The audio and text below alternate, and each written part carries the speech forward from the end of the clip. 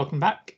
In this short example video, we're going to explore a bit more the concept of equivalence classes of distributions, and we're going to do that through an example and look particularly at whether or not two normal random variables are of the same equivalence class or if they're of the same type of distribution. What we're going to do is look at a specific example from section 2.1 of the notes and consider two random variables, x1, which has a normal distribution with mean mu1 and variance sigma 1 squared, and a second random variable, x2, which has mean mu2 and variance sigma 2 squared.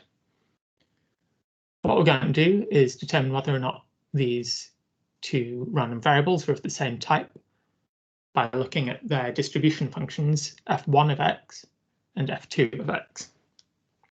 So to show that they're of the same type, from the definition in the notes, we know this means we must show that there are constants a and b such that f1 of x is equal to f2 of ax plus b for any value of x. What this means is that the two distribution functions, f1 and f2, are equal up to a scaling and a translation.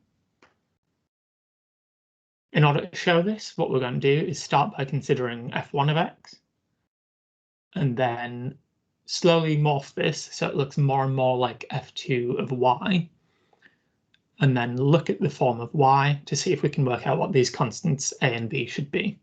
Once we've identified those constants, we've shown that the two distributions are equivalent,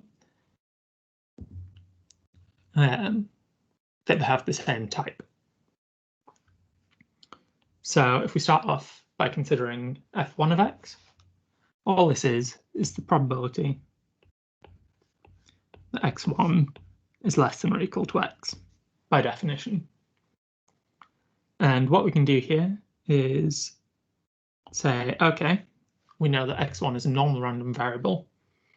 So if we consider z to be distributed normal 0, 1, so it's a standard normal random variable, then the probability that x1 is less than or equal to x is going to be the probability that z is less than or equal to x minus mu1 over sigma 1, where z is this standard normal random variable. Now what we can do is make this z look more like x2, and the way we do that is multiplying by sigma 2 and adding on mu2. So the probability that z multiplied by sigma 2 plus mu2 is less than or equal to, and what we do to one side we have to do to the other. So x minus mu1 over sigma 1 multiplied by sigma 2 plus mu2. And finally what we can see here is that this is nothing but x2. It's a normal random variable with mean mu2 and variance sigma 2 squared. So this is the probability that x2 is less than or equal to this expression on the right. And with a little bit of algebraic manipulation, we can show that this is sigma 2 over sigma 1 multiplied by x, add mu2 minus mu1 times sigma 2 over sigma 1. And here we can see we've got something of the form that we wanted. So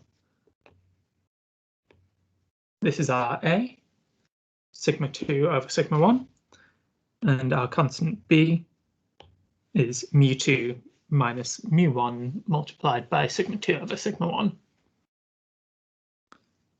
So if I just hop down onto the next page, we can see that this f1 of x is equal to f2 of ax plus b for all x, where a is equal to sigma 2 over sigma 1, and b is equal to mu2 minus mu1 times sigma 2 over sigma 1. And there we have shown that there exist these constants, and so the two normals are of the same type.